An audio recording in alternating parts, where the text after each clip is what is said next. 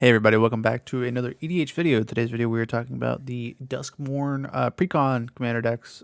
Today we're doing a deck tech upgrade thingy, Precon upgrade. It's like my first type of Precon upgrade video, so hopefully it goes pretty good. Never really done anything like this, so don't judge too hard. I know it's probably going to be terrible. But the Golgari commander is Winter Cynical Opportunist, 2 generic and Golgari for a legendary creature, Human Warlock, Death Touch. Whenever Winter attacks, mill 3 cards. Has Delirium at the beginning of your end step. You may exile any number of cards from your graveyard with 4 or more card types among them. If you do, put a permanent card from among them onto the battlefield with a finality counter on it. And she is a 2/5. A finality counter is basically whenever it dies, just gets exiled instead. So you can't just keep doing it over and over again. You can only do it really once per permanent or whatever.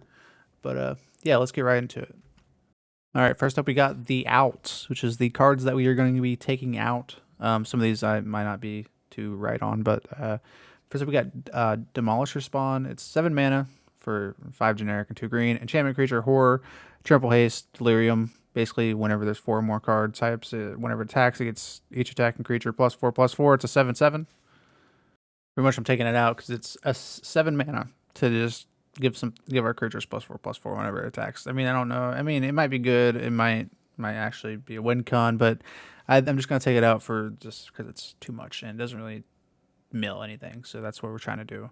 And so we got Formless Genesis. It's 3 mana. It's a kindred sorcery, shapeshifter, changeling. It just creates a XX colorless shapeshifter where X is the number of land cards in our graveyard. It also has Retrace.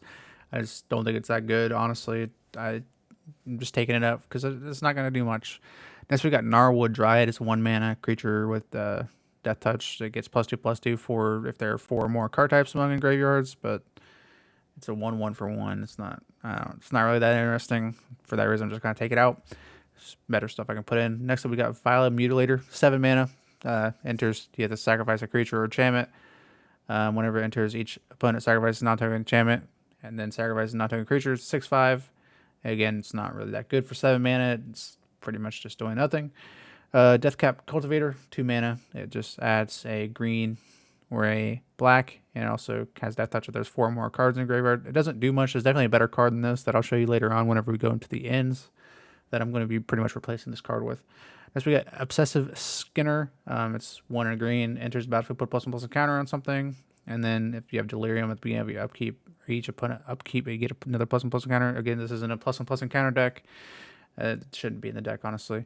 Next up, we got Skola Grove Dancer. It's 1 generic and a green. Whenever land is put into a graveyard from nowhere, you gain 1 life, and then you can pay 3 and put a top card of your library into your graveyard. 3 mana is a lot to just do it once. And then the land, you don't really care about the life. It's not important. Next up, we got Ishkana, Graph Widow, 5 mana for a reach. That just creates spiders if you have Delirium whenever it enters, and then you can pay 6, and everybody loses 1 life for each spider you control, which I just don't think it's that good. It's kind of just like a 5 mana do nothing for a while. Inscription of Abundance, 2 mana. It has kicker. This doesn't go along with the deck, to be honest. It doesn't mill. It doesn't do anything really like that goes along with the deck. I don't know why it's in here, but whatever.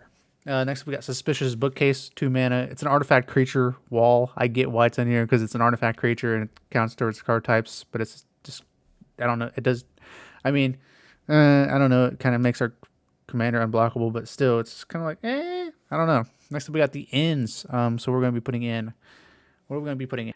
First up, we got Assassin's Trophy. Just removal. We're going to need it.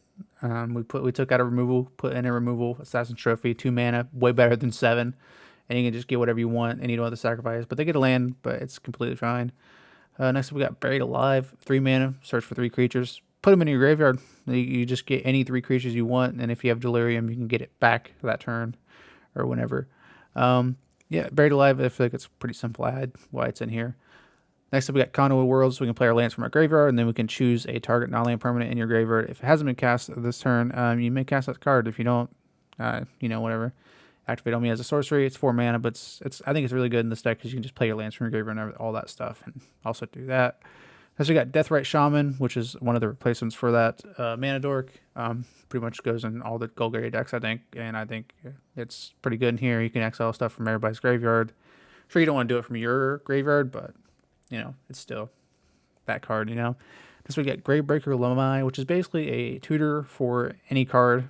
And then it also makes stuff cost 1 less to cast from your graveyard, which isn't really important, but it lets you search for anything and put it into your graveyard. So I think that's pretty good. Let's look at Invasion of Vicoria. Lets you search for a creature, and I think it lets you put it into play. I can't really read it. It's sideways, but it's a battle, another card type. So I think it adds to that card type number. And then I'm only putting 1 battle in here, but I think it still matters, you know, because next up we got Milliken, 2 mana, artifact creature. It matters for the card type.